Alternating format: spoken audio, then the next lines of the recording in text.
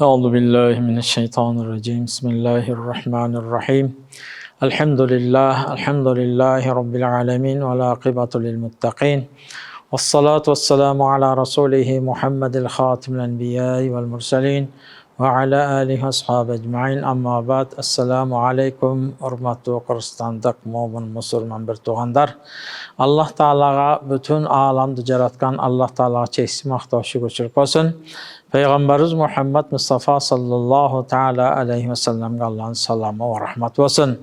Bugünkü uluk Arafa gününüzler menen, jana ertenki uluk Eid-i Kurban gününüzlerde Allah Teala mübarek kılgan bolsun, berekeli kılgan bolsun. Allah Teala'ga şunda uluk günge jetkizgeniga Allah'a çeşitli maqtav şükürçülük olsun. Elhamdülillah, mana keçele oruz aytile, mana bugün erten Eid-i Kurban günüge jetip geldik. Mana inşallah erten ayt günü bamdat 5'ke 20 minut kalganda bamdat okula turan bolsa 5:30gacha bötürüp bayandar başlarat inşallah 5:30-6'da.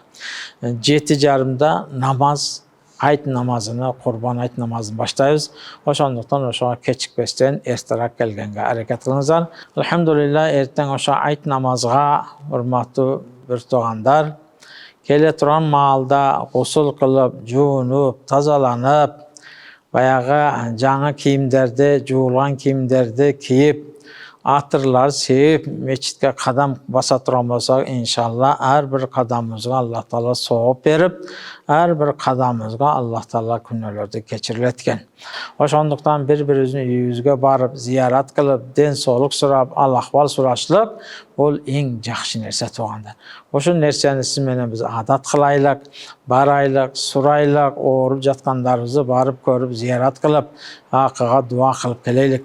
Allah Teala şu günge jetkizgeniga Allah'a çeksiz maqtav şükürçülük olsun. Keyingi uşunday günlerge bar elimiz menen, jerimiz menen, bardık mu'min musulmanlar aman esen jetişi Allah barımızga nasip kılsın.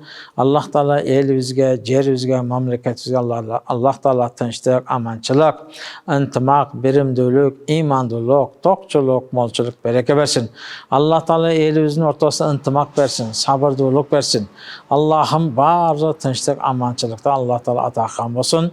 Esselamu aleyküm ve rahmetullahi ve berekatuhu.